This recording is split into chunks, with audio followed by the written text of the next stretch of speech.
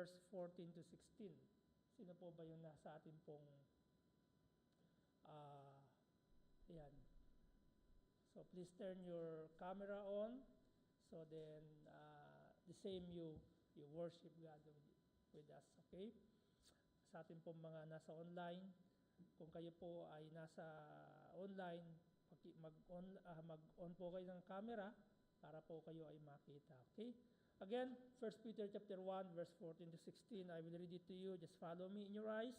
As obedient children, not fashioning yourselves according to the former lust in your ignorance, but as he which hath called you is holy, so be ye holy in all manner of conversation, because it is written, be ye holy, for I am holy.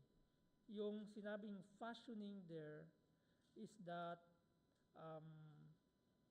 yun yung strong desires, yung patterning or conforming, okay? And then bakit kailangan natin humiwalay sa kasalanan? Meron bang nabuhay sa atin na do you think God is both love or both living in sinning and in holy? He wants us to holy at the same time sinning. Hindi, di ba?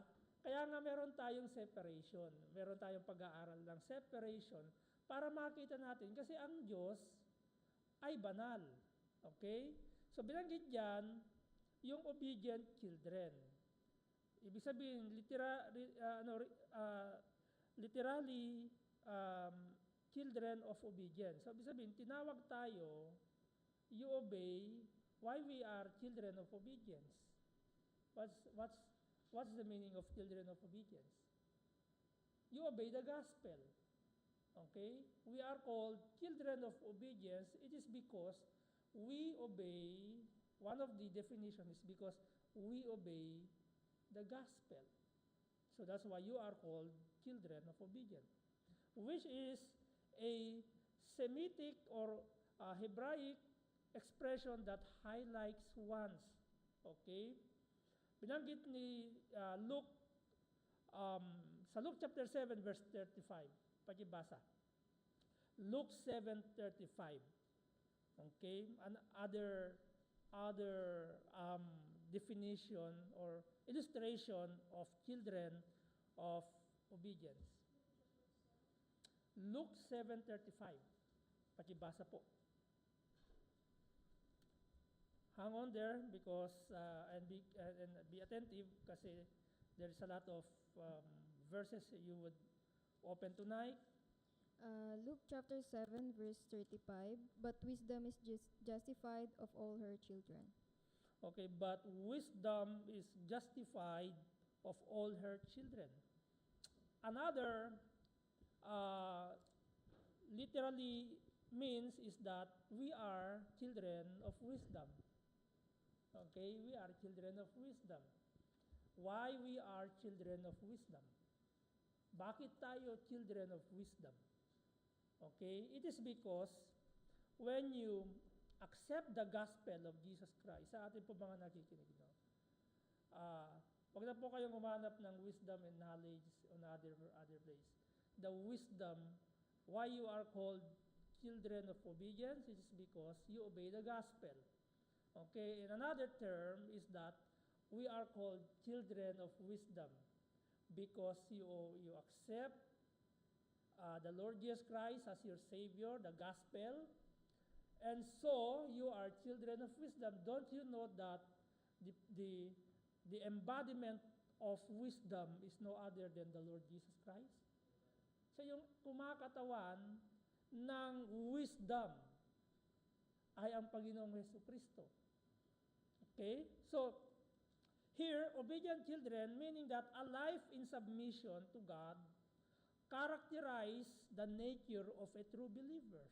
Ulitin ko, a life in submission to God characterize the nature of true believers. That's why we are commanded, to live holy as obedient children, as children of wisdom.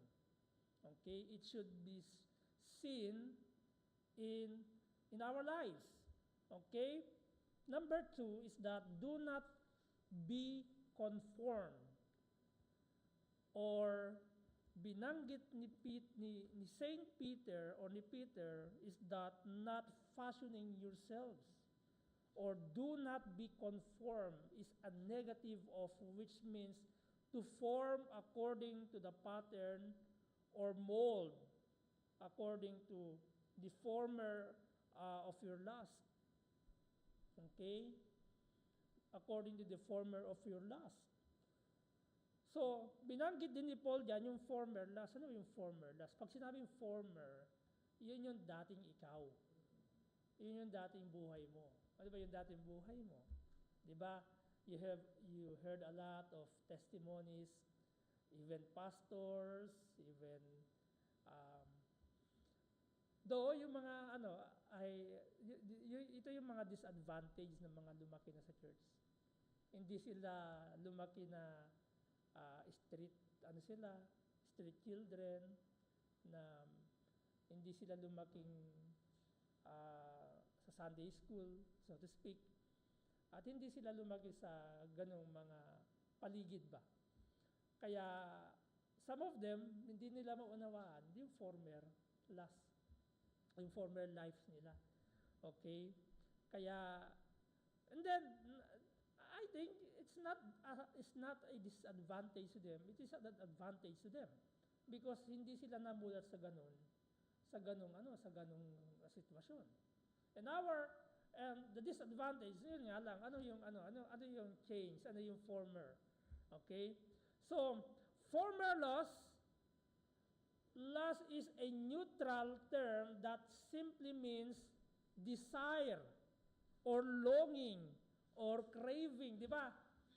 Pag kumakain kayo ng, halimbawa, na-miss niyong kumain ng sinampalukan, o kaya na-miss niyong kumain ng bulalo, o kaya papaitan, basta nag-craving kayo, di ba?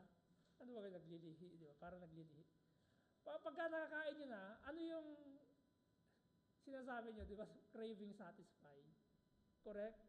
Because you are longing to that, you are longing to that, to the desires of your lust. That's the desires of your lust. Like, I'm longing to eat gotong Batangas. So pag kumain ka na ng gotong Batangas, wow, di ba? Sabi mo, I meet the need of, I meet the desires of my lust. So, that's the former lust. Okay? Nag-craving ka into something that is your desires. So the context determines the negative. Tingnan natin yung negative. Ephesians chapter 4, verse 22. Negative and positive. Tingnan natin yung negative and positive ng salitang lust. Okay? Ephesians chapter 4, verse 22. Would you please, sa mga nakakita, pakibasa po. Mic lang, mic. Yan.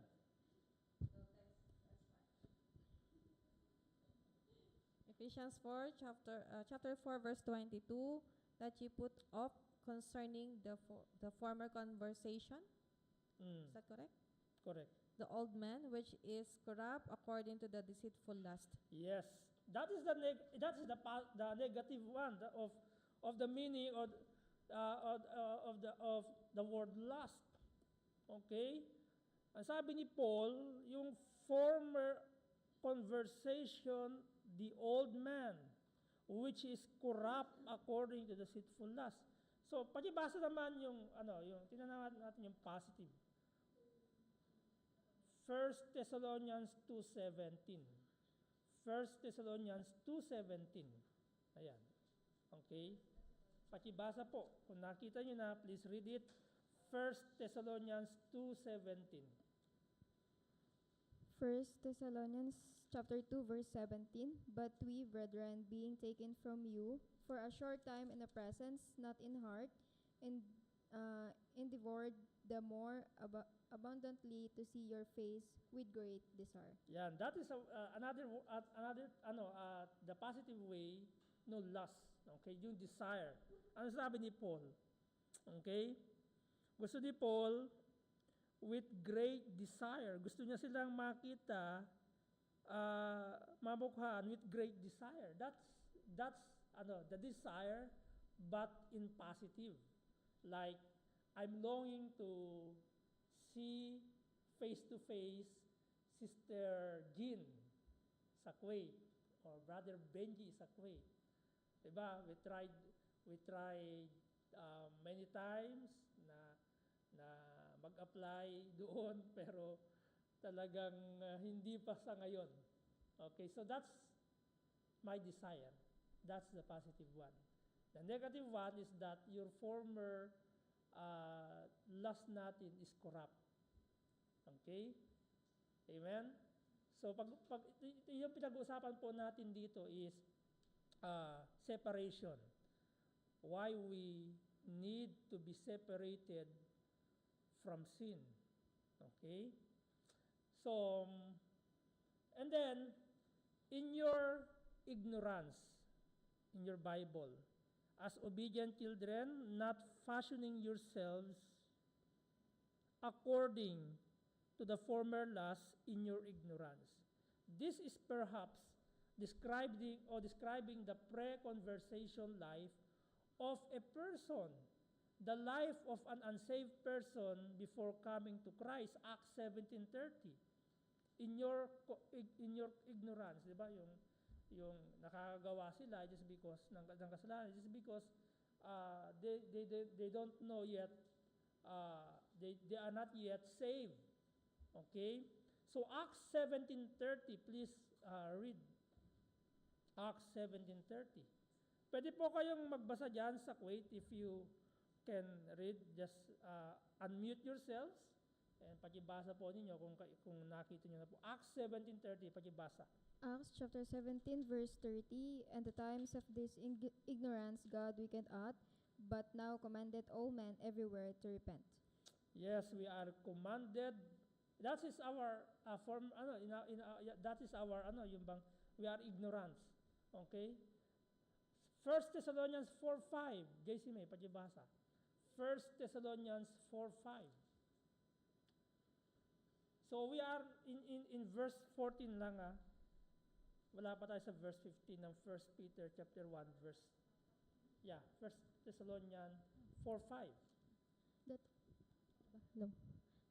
That every one of you should know how to possess his vessel in sanctification and honor, not in the lust of concupiscence, even as the Gentiles which know not God. Okay? In your ignorance, the Gentiles before hindi pa nila nalalaman yung gospel, okay? So that is sila ay ignorante pa. Okay? Titus 3:3. Pakibasa, Titus chapter 3 verse 3. Si Tito. Okay? Titus 3:3. Titus chapter 3, verse 3, for ye ourselves also were sometime foolish, disobedient, deceived, serving diverse lusts and pleasures, living in malice and envy, hateful and hating one another. Yes. Okay? Kasi nasasabi dito ni Paul, una, as obedient children, we should not to fashioning ourselves according to the former lust in our ignorance. So,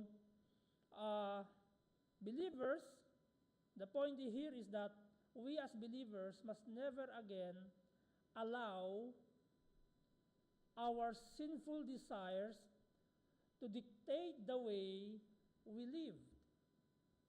Okay, ulitin ko. This is an application. We as believers must never again allow our sinful desires to dictate the way we live. Okay? our sinful desires to dictate the way we live. Huwag nating hayaan na yung ating, yeah, it's true. We are not perfect. We are living in a sinful body. Don't get me wrong. Okay? If I'm telling you you're not perfect, okay, we are not perfect. There comes time in your life, yung desire mo, yung lust of the eyes, yung lust of the flesh, the pleasure of your flesh.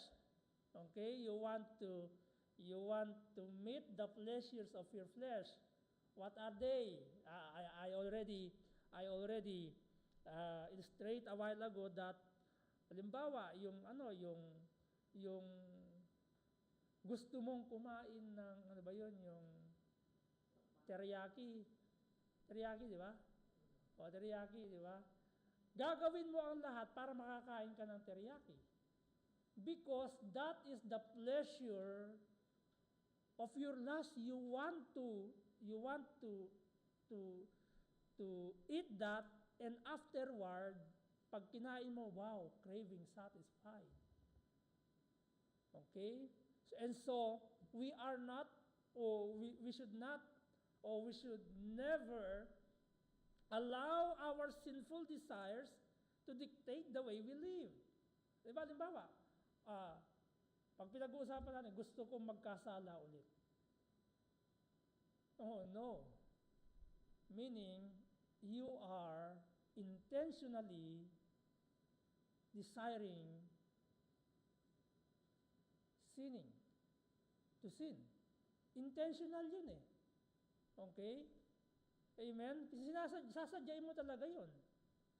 Hindi ko naman sinasabing yung nagugutom ka, gusto mong kumain ng that is the part of the pleasure of your flesh. Okay? Kasi nga, nararamdaman mo, nagugutom ka, gusto mong kumain ng ganito. What about lust of the eyes? The desires of your eyes. Diba? Nakita mo, iPhone 17. Lust of the eye. Correct? Lumabas na yung meron na iPhone 17 ngayon eh. Correct? Dati iPhone 16 na, okay, meron ka na. Ngayon nakita mo, wow, lust of the eye. The pleasure of your flesh, and then afterward, lust of the eye. Gusto mong maangkin yung magkaroon ka ng iPhone 17. Pro Max ba yun? Pro Max? O, di ba? Correct? Malamang yan, mga Pilipino, alam ko, may dito sa Dubai, sa UAE, malamang mga Pilipino, sila pa yung mauuna niyan eh. Kasi ang dami ng ways to method ng payment ngayon. Tabi, credit card. Okay, tapos ang sahod, di ba, halimbawa, 6,000 dirham yung 6,000 dirham. Well, let's say the price of the iPhone 17 Pro Max is tumataginting na 10,000 and yung salary ng bibili is just 4,000. Wow! That's sinful desire, right? Correct? Lust of the eyes. See? Amen? Yung lust natin, if we allow it, then, all along, yan yung magdidictate. Tinanggal na nga tayo ng Panginoon dun eh. Diba? Yun yung magdidictate ng buhay mo. Diba? Kaya minsan, maraming Kristiyano hanggang ngayon, hindi lumalago. It is because they allow their sinful desires to dictate the way they live. Okay? That's why it's very important to study separation. Alam natin yung hindi, alam natin yung gusto ng Panginoon sa buhay natin. Okay? Let's proceed to verse 15. Verse 15. Is there any question before we proceed to verse 15? Okay, kung wala, verse 15, sabi dito, but as he which, nagbigay siya ng conjunction, the opposite, okay, of verse 14. Pag sinabing but, is This is the word is a word conjunction or in opposite. Okay? Uh, but as he which hath called you is holy, so be ye holy in all manner of conversation. Okay? Be ye holy in all manner of conversation. But denotes contrast or opposite. Instead of living a sinful life, we as believers must follow the command of in verse 15. Ano ba yung command sa verse 15?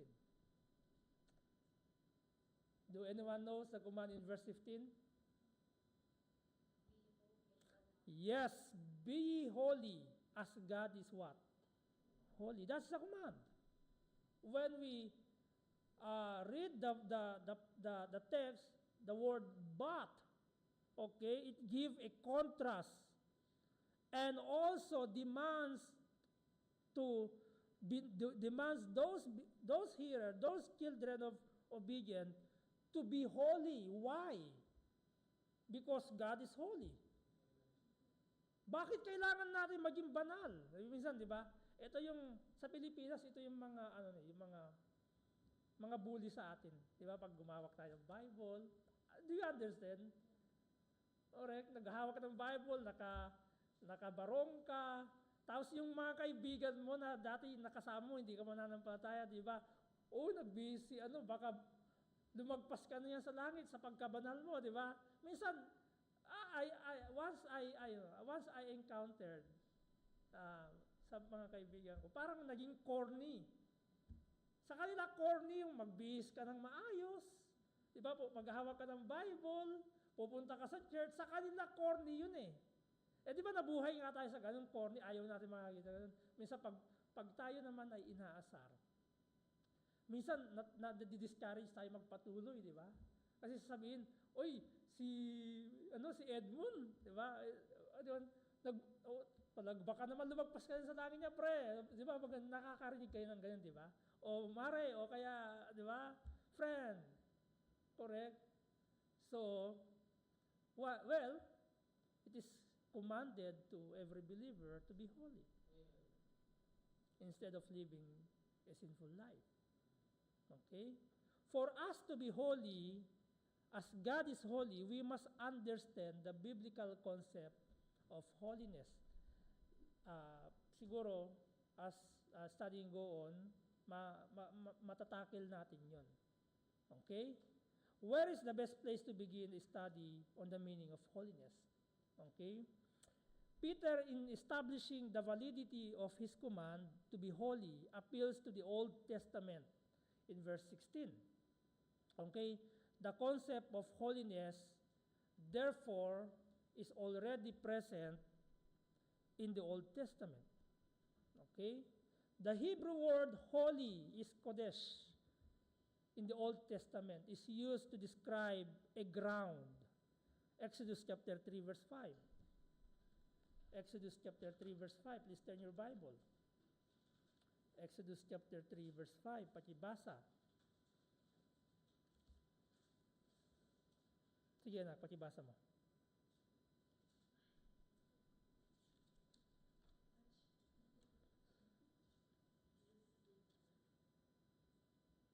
Exodus 3:5, and he said, "Draw not higher hither, put off thine shoes from off thine feet, for the place whereon thou standest is holy ground." See, the context there, because the ground where Moses stand is holy. So ano yung action doon na gagawin ni Moses? Na isinuutos ng Panginoon sa kanya. Put off what? The shoes from off thy feet. Why? Because that place is holy. So there is a distinction, or there is a limitation between the place of God, okay, and secular place.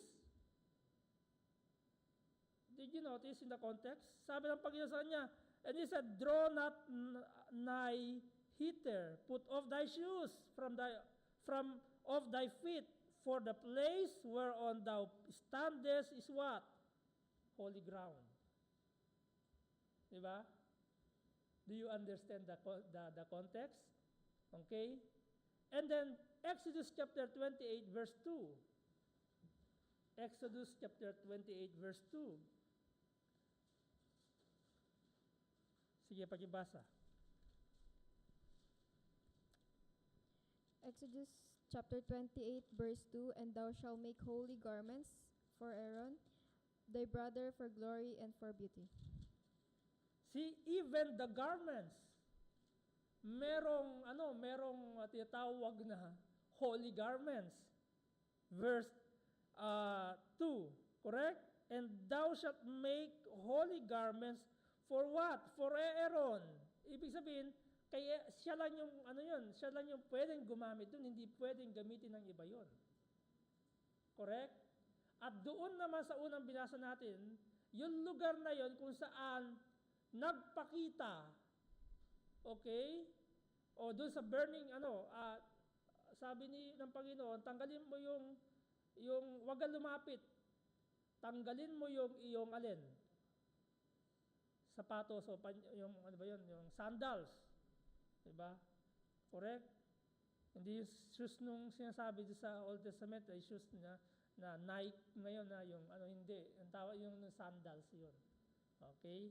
Generally speaking lang, gamit sa paa. Okay? And then, chapter 30, verse 25. Ayan, pakibasa. Exodus chapter 30, verse 25.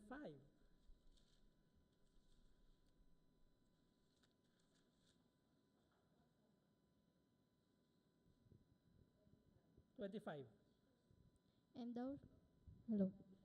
thou shalt make it an oil of holy ointment, an ointment compound after the art of apothecary, which shall be an holy anointing oil. Okay?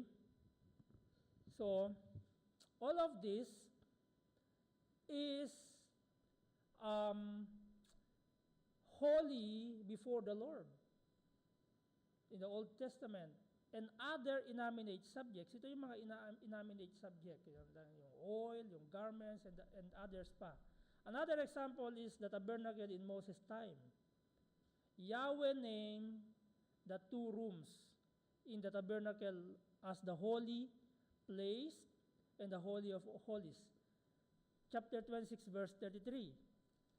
Chapter 26, verse 30. Meron siyang, ang Diyos, ang Panginoon, o si Yahweh ay merong pinangalan sa tabernacle na sinasabing holy place and holy of holies, which is in chapter 26 verse 33. Ang sabi po dito, ako na lang po magbabasa, no. Ang sabi po dito, and thou shalt hang up the veil under the taches, and thou mayest bring in thither within the veil the ark of the testimony, and the veil shall divide unto you between the holy place and the holy and the most holy. Is holy of holies. It speaks of holies of holies. These rooms were set apart from the other rooms in Israel's camp. Thus, the main idea of Kadesh is to be set apart or to be separate. Hindi pwedeng magsama 'yun. Okay? Nakita niyo yung distinction, yung salitang yung holy, okay? O yung to be separated. Nakita niyo 'yun na inilayo doon sa camp. Separate sila doon sa camp. Yung even yung merong pagitan, yung holy place at saka yung holy of holies or yung most holy. Okay? So ganun kahalaga mga kapatid yung pagiging maging separated tayo. Okay?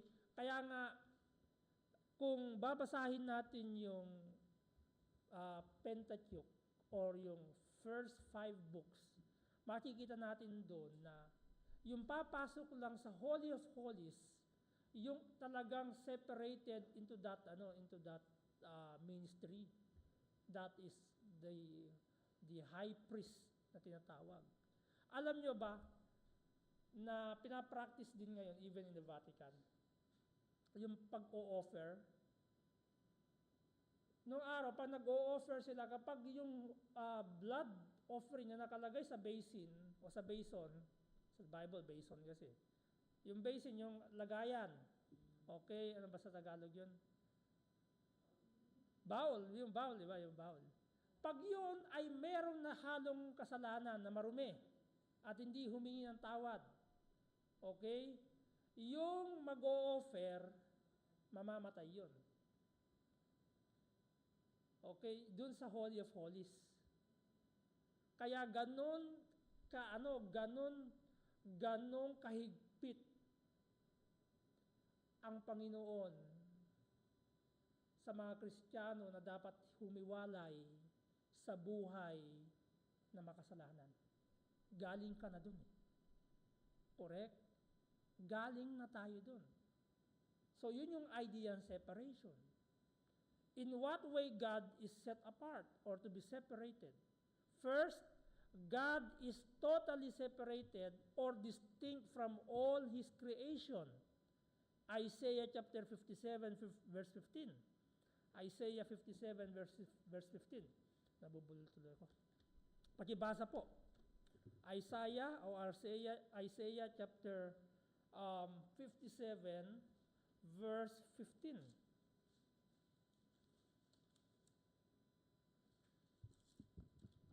Sabi po dito, for thus saith the high and lofty one that inhabited eternity, whose name is what? Holy. I dwell in the high and holy place with him, also that is of a contrite and humble spirit, to revive the spirit of the humble and to revive the heart of the contrite ones. So God's title is the Most High. Na binanggit sa Old Testament, yung the Most High is 40 times. Captures the sense of God's distinction from His creation. Kasi kapag ang Most High tumuntong sa lupa, it is because of He is all powerful. May tendency ang mundo ay magugunaw. Kasi ganun siya ka all powerful. Kaya separate yung creation at saka yun the Most High. Iba yung lugar niya. Na hindi pwedeng matalsikan or mabahidan ng kasalanan ng tao. Amen? Could you imagine?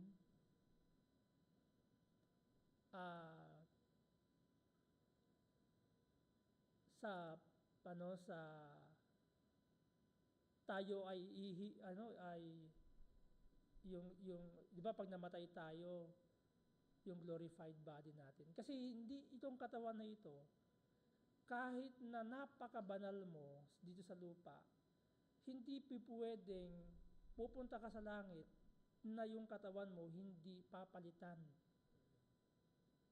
Okay? Ito'y bago ito umangat o pupunta sa langit, okay? Kailangan ito mapalitan. Now, which is, doon, hindi po pwede itong sinful body natin matutunaw. Hindi kayang, ang tawag dito, hindi kaya ng katawan. Would you imagine, bakit gumagawa lahat ng sensya ng pag pumunta sila sa mataas na dako na hindi kaya hindi kayang huminga, 'di ba? Hindi kaya na parang natutunaw yung laman-laman. Kasi nga iba yung level na yun eh. You get the point? Ang tangi lang makakarating doon perfect, glorified. Okay? So, yun ang distinct from God is God's distinction from His creation. The second sense of God's holiness is that He is totally separated from sin. Habakkuk 1:13. Habakkuk 1:13. Okay, pakibasa po sa Habakkuk 1:13.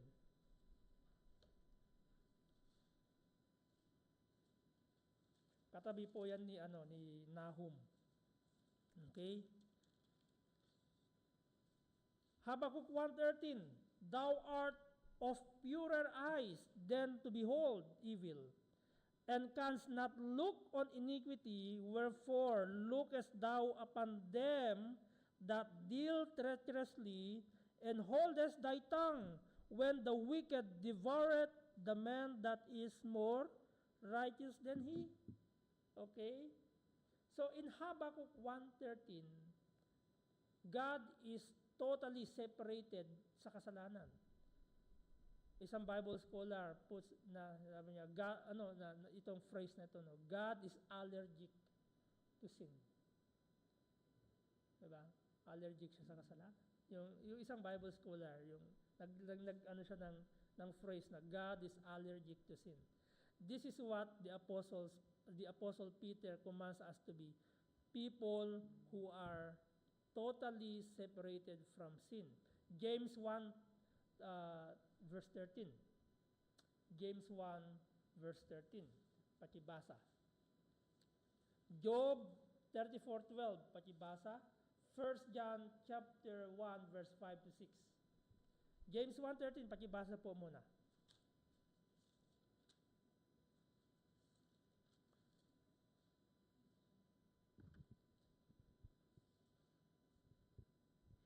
James 1:13, let no man say when he is tempted, I am tempted of God, for God cannot be tempted with evil, neither tempteth he any man. See that? Okay? Neither tempteth he any man, or for God cannot be tempted with evil. Okay? Job 34:12. Yes. 34. Yes, surely God will not do wickedly, neither will the Almighty pervert judgment. 1 John chapter 1 verse 5 to 6. 1 John chapter 1 verse 5 to 6. Ayan. 1 John chapter 1 verse 5 to 6. This then is the message which we have heard of him and declared unto you, that God is light, and in him is no darkness at all.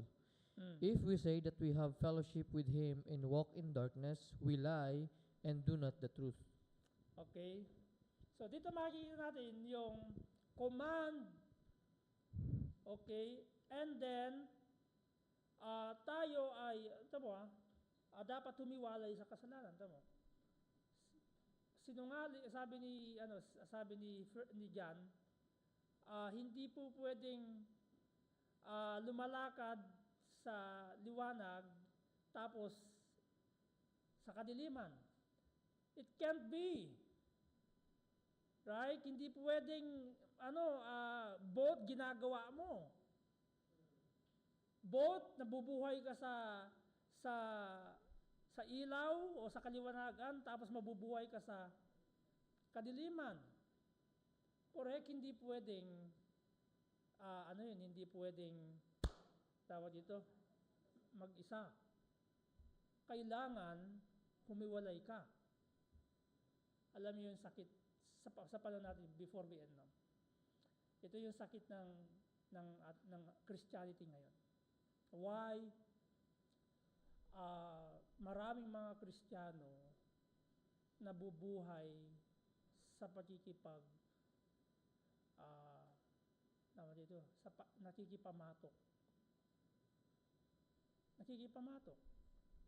Nakikipag-compromise. Okay? We are not, the Bible, God give a distinction between the holy and unholy, not to the point that we should to have our own place or hindi tayo makikipagkaibigan sa kanila. Well, the point is that we need to have a limitation. Hey, don't do that. Don't do their sinful actions, or do not tolerate them. Okay, or stand in your ground. Mabuhay ka o manatili ka dun sa tamang ginagawa mo sa Diyos. Diba? Amen? Kasi, kung tayo, sa mundong ito, meron sariling mundo, though there is a very conservative believer sa part ng Amerika, as a part of, I don't know if you heard that, talagang hindi sila yung kailang lahat ng kailang ginagamit, sarili nilang gawa. Kotse nila. Anyway, wala naman silang kotse, hindi ayaw nilang gumamit ng kotse. Pagkain nila, bahay nila, hindi pwedeng gawin ng unbeliever. Sila ang gagawa. Okay? Asawa, yung mga anak nila, hindi nila ine-expose sa mundo. Meron silang distinction. Okay? Hindi wala silang TV, wala silang gadgets na ginagamit. Okay? Lahat ng kailang hindi sila bumibili sa labas. Sariling kanila. Damit nila, hindi sila bumibili sa Calvin Klein, sa Nike, sa Adidas. Damit nila, sila yung naggagawa. See? Because they believe of the holiness of God. The problem, before we close, I have just 3 minutes. Sa atin, napakahirap natin i-discern, okay, yung tama sa mali. Alam niyo yon? Yung bagang, alam niyo ang isang problema ng church, yung kulang sa discipleship. Hindi tinututukan ng leader, ng pastor yung discipleship. Yes, ulitin ko before we end. Merong isang church, meron silang more than 500 members in the church. Nung na-challenge siya to survey who is the real Christian, out of 100%, 30% lang yung totoo.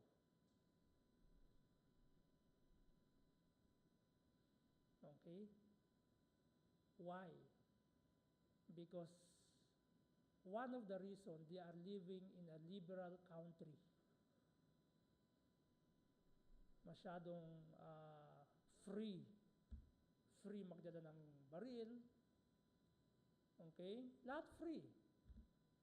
Kaya nga, alam niyo yung, ang Amerika ngayon, nagkaroon ng konting revival nung namatay si Charlie Kirk.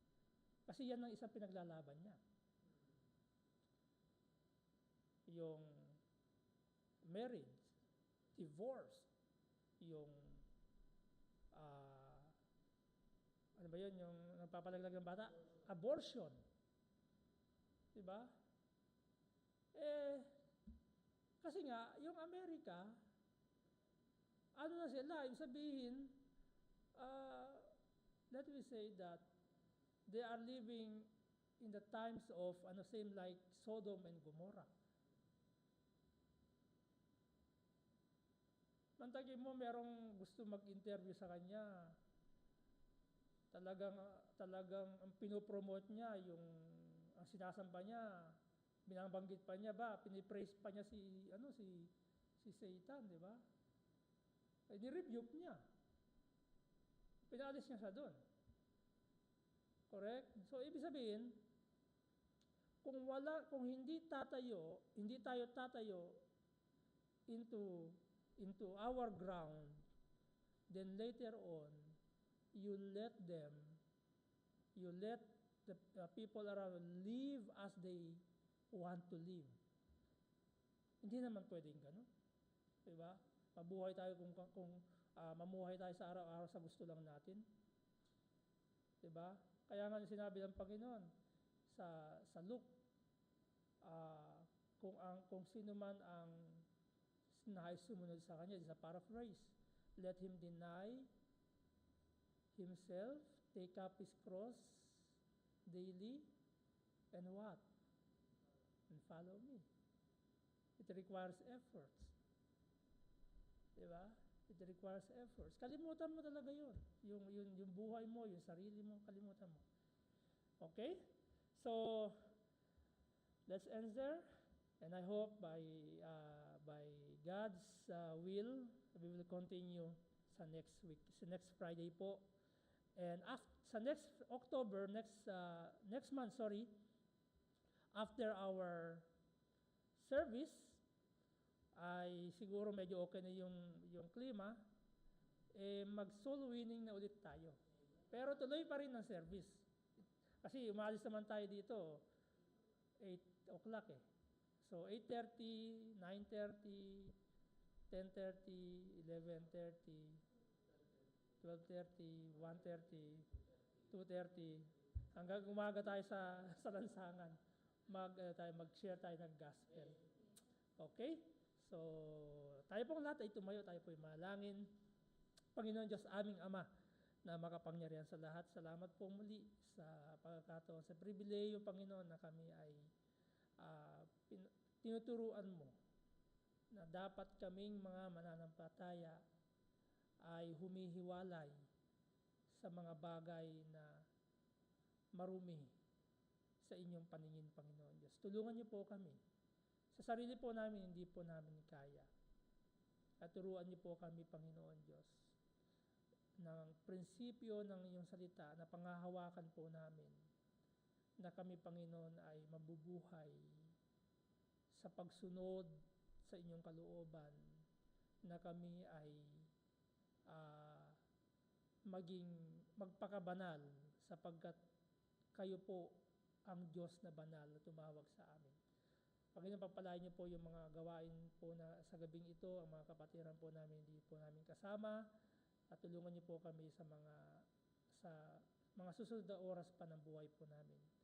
Amin pong binabalik lahat ng kapurihan sa iyo, sa nag-iisang pangalan ng Diyos at tagapagligtas po namin na si Jesucristo. Amen.